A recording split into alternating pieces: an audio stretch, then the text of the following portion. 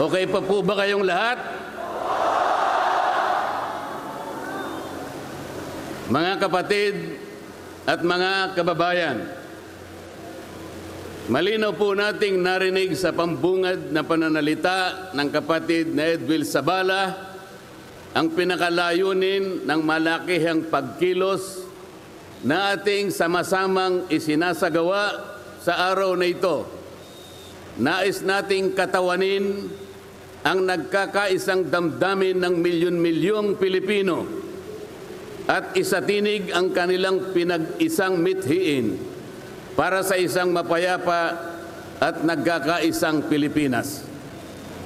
Kaugnay nito, binanggit din po ang ating kagustuhan na ipaalam sa mga opisyales ng ating pamahalaan ang ninanais at pinapangarap na maayos at epektibong paglilingkod at paglutas sa lumalalang kahirapan na pinalubhapan ng katiwalian at korupsyon, kalamidad, kriminalidad, bangayang pampolitika at iba pa.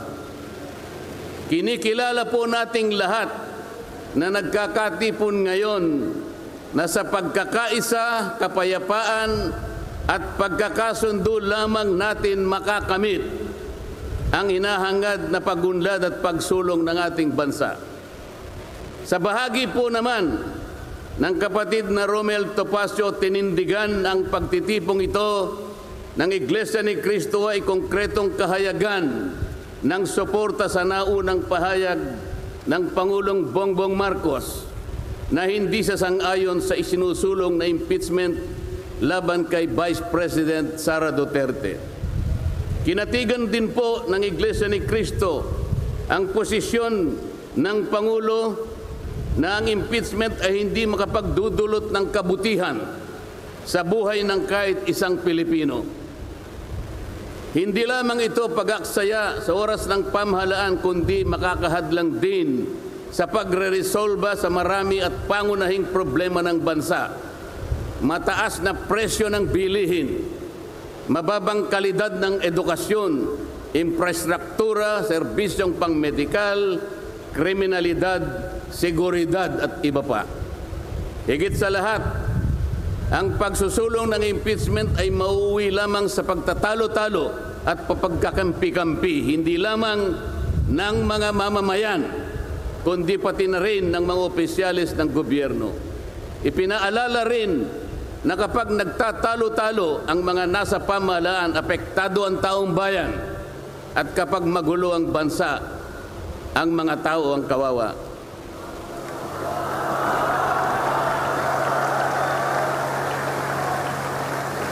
Lagyan po natin ng konteksto ang dalawang pagpapahayag na nauna upang lalong mabigyan ng diin ang kahalagahan ng pagkakaisa, pagkakasundo at kapayapaan sa ikalulutas ng panganib na dulot ng kahirapan dahil sa lumulubhang katiwalian, korupsyon, kalamidad at lalo lamang napabibigat ang buhay at pamumuhay ng ating mamamayan.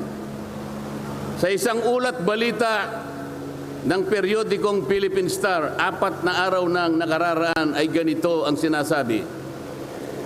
Based on a recent SWS survey, an estimated 17.4 million Filipino families considered themselves poor in the last quarter of 2024. This number represents 63% of the surveyed respondents, the highest self-rated poverty in 21 years. Across the country, Mindanao had the highest self-rated poverty at 76%, followed by Visayas at 74% and Luzon at 55%. Mga kababayan, sa tayang 5 ang miyembro ng bawat pamilyang Pilipino, nangangahulugan na aabot sa 87 milyong Pilipino sa ngayon ang nagsasabing sila ay mahirap. Katumbas ito ng 75% ng ating populasyon ngayon na tinatayang 116 million o mahigit pa. Gusto ko pong banggitin sa inyo at kailangan malaman ninyo na sa taong ito ang ating national budget ay nagkakahalaga ng 6.3 trillion pesos.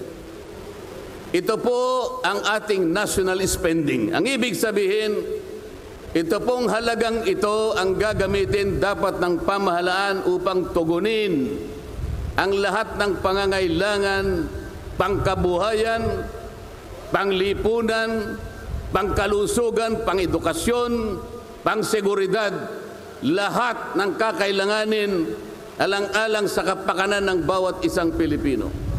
6.3 trillion pesos. Ngunit, ang tinatayang magiging income lang ng ating bansa ay kulang pa sa 5 trilyong piso. Ang ibig pong sabihin, meron tayong deficit. Meron tayong kakulangan na 1.5 trillion pesos. Ito po ang ating ipangungutang sa taong ito. 1.5 trillion pesos. Ibig sabihin po, bawat araw tayo'y gagasta ng 17.6 billion pesos. Yun po yung ating gasta. Araw-araw. Ngunit ang ating kinikita ng bansa ay 13.4 billion pesos lamang. Sa makatwid, ang uutangin natin araw-araw ay 4.2 billion pesos. Katumbas ng 175 million pesos bawat oras. Napakabigat po na hinaharap na hamon at problema ng ating bansa. Hindi po biro-biro ito. Ito po ay pananagutan po ng ating mga opisyales. Hindi po pwedeng talikuran ito. Ganito na po kalala ang problemang pang-ekonomiya ng ating bansa. Ngunit, hindi po yata ganito ang naging direksyon, sapagkat sa halip na po unahin ang mga binanggit nating malalaking problema na kinakaharap ng ating bansa, ang inuna po ay mga bagay na mauuwi lamang sa pagkakampi-kampi at pagkakabahagi ng ating bansa. Bakit po? Nagtatag po ng Quadcom. Ang buong akala ko po, sa pagtatatag ng Quadcom, ito po ay 4 na komite sa House of Representatives. Kinonsolidate, ginawang isang makapangyarihang komite na ang buong akala ko, ito ang gagamitin para tutukan ang namumuong problemang lumulubha pa na hinaharap ng ating bansa. Napakataas po ng bilihin, lalo na po yung pagkain ngayon. Nagtanong-tanong po ako, ang isang pirasong kamatis last week is 20 pesos. Tama po ba yun? Ngayon po, may nagsabi sa akin 30 pesos isang kamatis. Ang isang kilong kamatis, 400 pesos. Tama po ba yun? Ang isang piraso ng siling pangsigang ay 10 piso. Yun po yung sinabi sa akin. Tama po yun? 600 pesos per kilo. Yun pong bell pepper. 2 kulay po yata yung bell pepper. Isang berde, isang pula. 45 pesos ang isang piraso. 1,000 pesos ang isang kilo. Bakit hindi po ito yung unang harapin natin? Napakalala po ng presyo ng kuryente sa ating bansa.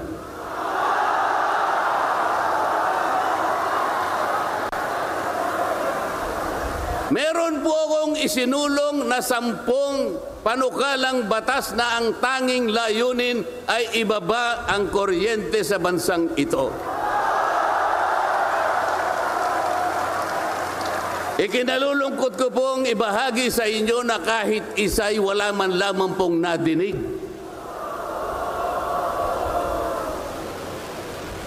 Ano po yung dininig? Pinatawag ang dating Pangulong Duterte, pinatawag ng Quadcom. At ang ginamit na pamamaraan ay yung isinasaad sa saligang batas, inquiry in aid of legislation. Natupad po ba yung inquiry in aid of legislation? Paano po in aid of legislation kung ang tatawagan nilang resource persons para humarap sa paglilitis na yon ay puro kalaban ng dating Pangulo? Alam po ninyo lahat yon. Pinagtatanong nila yung Pangulo base doon sa mga sinumpaang salaysay at affidavit nung kanyang mga inusig nung kanyang panahon sa war on drugs. Hindi naman ipinatawag ang mga taong maaring makapagbigay sa kanya ng tulong upang ipaliwanag ang war on drugs. Hindi ipinatawag ang mga Solicitor General sa kanyang panahon. Hindi ipinatawag ang mga Chief PNP upang magpaliwanag kung ano ang war on drugs. Puro kalaban ng dating Pangulo. Yung mga abogadong kasama niya para magtanggol sa kanya, hindi pwedeng magsalita. Sapagkat ang tuntunin sa mga komite, ikaw ay papayagan lamang para payuhan mo ang kliyente mo sa kanyang karapatan. Ngunit paano mangyayari na ang kliyente nila ay papayuhan sa kanyang karapatan kung bubulungan lang siya, ay makikita siya ng isang chairman doon? Attorney, huwag mong bubulungan yan. Iko-contempt kita.